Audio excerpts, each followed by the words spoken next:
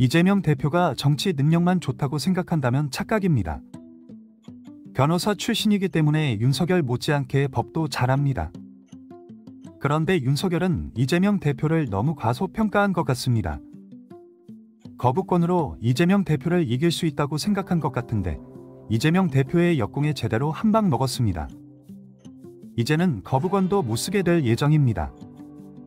김건희가 구속 수사받는 장면을 볼 수 있게 된다는 것입니다. 윤석열 김건희가 탄핵되어야 한다는 것에 동의하신다면 구독과 좋아요 부탁드립니다. 민주당이 김건희 여사를 겨냥해 대통령이 거부권을 행사할 수 없는 상설특검의 추진에 나선 것으로 파악됐습니다. 거부권에 막힌 김 여사 특검법은 특검법대로 추진하고 동시에 상설특검도 진행하겠다는 건데 대통령실과 국민의힘이 곧바로 반발하고 나섰습니다. 그렇게 끝까지 버티더니 이제는 거부권도 행사하지 못하게 생겼다고 하니 얼마나 분통이 퍼지겠습니까? 상설특검 요구안은 대통령실 등이 부당한 수사 외압을 행사했다는 의혹과 김 여사와 연락을 주고받은 것으로 확인된 이종호 씨가 연루된 상보토건 주갑 조작 의혹 사건 등이 수사 대상이죠. 2014년 도입된 상설특검은 별도로 특검법을 만드는 과정 없이 곧바로 특검을 가동할 수 있도록 돼 있어 윤석열 대통령의 거부권 행사 대상이 아니라는 점이 중요합니다. 민주당은 아울러 대통령과 그 가족이 연루된 사건을 수사할 상설특검 후보추천위원회에 여당이 참여할 수 없도록 하는 국회 규칙 개정안도 발의한 것으로 전해졌습니다. 국민의힘은 민주당의 특검 폭주가 점입가경이라며 반발했는데 윤석열의 거부권 폭주는 생각도 못하나 봅니다.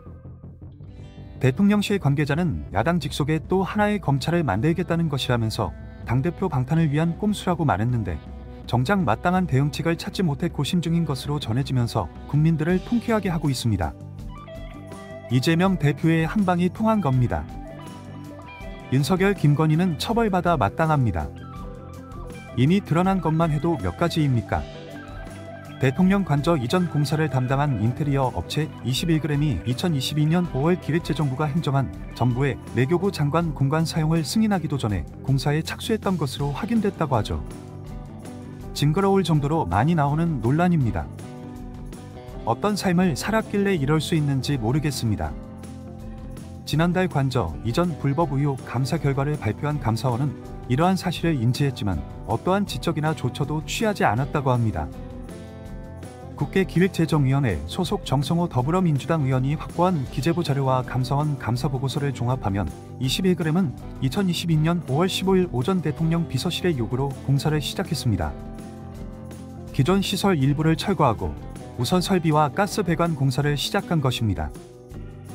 하지만 이날은 행안부가 기재부의 외교부 장관 공간 사용 승인을 받기 하루 전이었습니다. 관계 부처의 허락이 떨어지기도 전에 21g이 만 하루 이상 관저를 무단 점유하고 공사를 진행한 셈입니다. 국유재산법 등에 따르면 국유재산을 관리하는 행안부는 국유재산 총괄청 역할을 하는 기재부에 요청할 게 많습니다.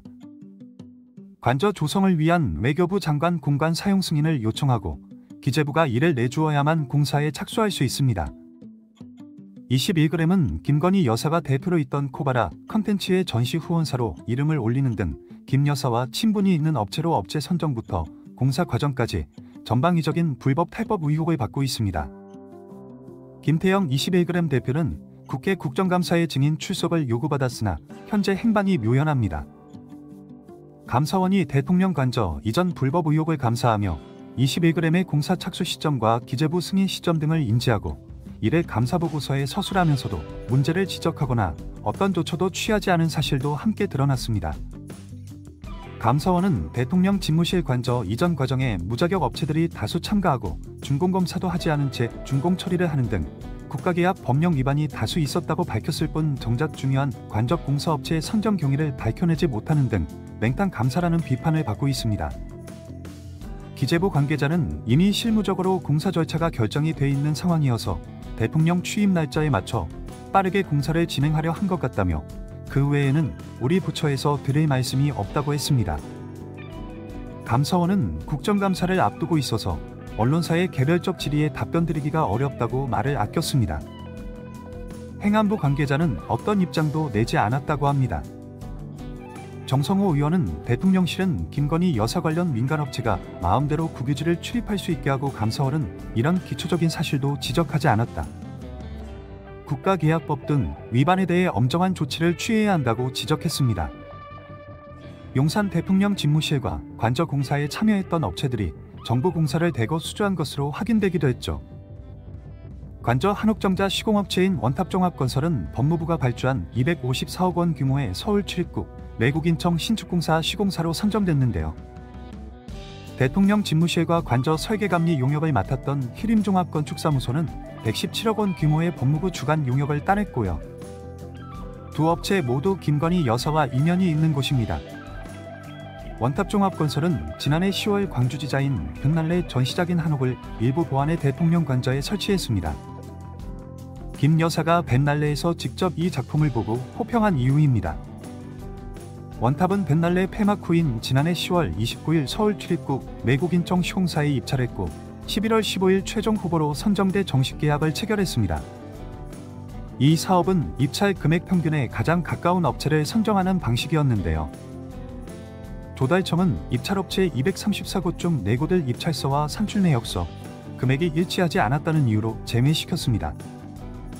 4곳도 포함됐다면 다른 업체가 선정될 가능성이 컸다는 뒷말이 나왔습니다. 이 사업의 설계는 희림건축이 따냈는데 김 여사가 대표로 있던 코바나 컨텐츠 주관 전시회를 3차례 협찬한 업체입니다. 제정신이 아닌 것이죠. 특히 희림건축은 2022년 5월 윤석열 정부 출범 뒤 법무부로부터 14건 117억 원의 계약을 수주한 것으로 밝혀졌고요. 이 업체가 2022년 3월 대선 이전 2년 8개월 동안 법무부와 계약한 57억 원의 2배에 이릅니다. 관적 공사업체의 수주 대박에 김 여사와의 인연이 작용한 게 아니냐는 의심이 들 수밖에 없는 겁니다. 관적 공사는 의문투성이라는 겁니다. 감사원은 업체를 누가 추천하고 어떤 근거로 선정했는지 예산은 얼마 들었는지를 규명하지 않았지 않습니까? 관적 공사를 김 여사가 친분 있는 업체를 통해 짬짬이로 진행했다면 대단히 부적절한 것입니다. 그런 업체에 정부 공사를 몰아줬다면 더욱 용납하기 어렵습니다. 이건 카르텔을 의심하는 국민들도 적지 않습니다. 이런 일이 법무부에서만 벌어졌다고 단정하기도 어렵습니다. 부작용도 이미 심각합니다. 제2부속실은 지금 설치하려고 준비 중입니다. 장소도 지금 마땅한 데가 없어서 외국에 가보면 우리 가까이 청와대만 해도 대통령 배우자가 쓰는 공간이 널찍하니 있고 한데 용산은 지금 그런 것도 없고 부속실을 만든다는 것은 장소가 있어야 하는데 지금 일단 마땅한 데가 없습니다. 윤석열이 지난 국정브리핑에서 한 말이죠. 윤석열은 당선자 시절 공간위 의식을 지배한다며 대통령 집무실의 용산 이전을 강행하고 국민 소통을 앞세웠는데요. 하지만 임기 반환점을 1개월 앞둔 현재 용산 집무실에서는 자리가 좁다 공간이 없다는 곡소리가 커지고 있는 상황이라고 합니다. 사실 공간 부족은 이전 당시부터 충분히 예견됐던 문제였죠. 본관과 대통령 집무실 3개 건물의 경우동과 비서동 춘추관까지 여러 건물의 산재에 있던 공간을 국방부 청사한 건물로 대부분 옮겨야 했기 때문인데 이걸 예측하지 못한 사람은 없을 겁니다. 그러나 윤 대통령이 애초 약속했던 대통령실 슬림화 공약을 지키지 못하면서 상황이 더 악화된 측면이 있고 기존 공간에 가벽을 세워서 나누는 방식으로 새 사무실을 마련해 쓰는 상황이라는 건데 무능해도 이렇게까지 무능할 줄 누가 알았겠습니까? 대통령실 관계자는 기존 사무실의 가벽으로 쪼개서 쓰다 보니 업무 공간도 협소해 회의실마저 넉넉하지 않은 형편이라고 했다고 합니다. 부처에서 파견한 또 다른 관계자는 안 그래도 좁던 자리가 수석실이 늘면서 더 좁아졌다며 어떤 부처에서도 경험하지 못한 밀집도라고 하기도 했습니다. 이 정도로 무식한 사람을 대통령으로 앉혀주신 이번 직원분들 당신들한테 묻겠습니다. 대체 이 사람 어떻게 해야 좋습니까? 파도 끝이 없을 정도인데 도대체 무슨 생각으로 이런 사람을 찍어줬냐는 겁니다. 윤석열 탄핵뿐만이 아니라 철저하게 처벌까지 받아야 한다고 생각하신다면 구독과 좋아요 부탁드립니다. 이곳은 뉴스앤드토크 채널입니다.